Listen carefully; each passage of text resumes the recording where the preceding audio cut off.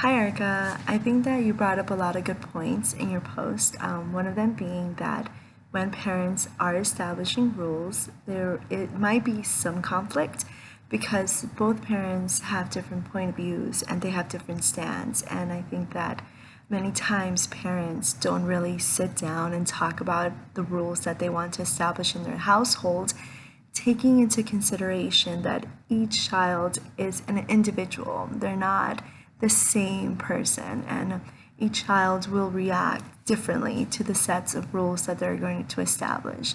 Many times you have one kid that's very, lean back and very, easygoing, while the other one's a little bit more rebellious.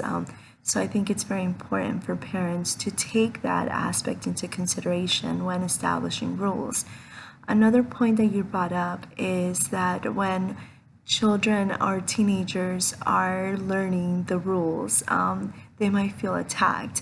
But I think that as adults, we forget that they are trying to find their identity. They are trying to find out who they are while trying to fit into social groups.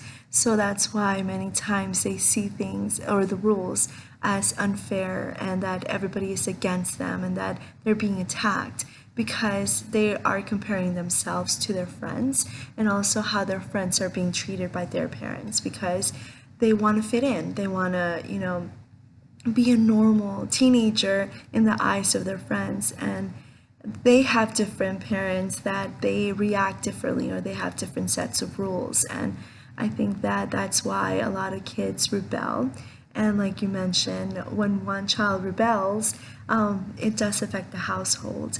And it's because I think parents forget that when one child does something, it doesn't mean that all their children are going to do the same thing. But I can see why parents do that.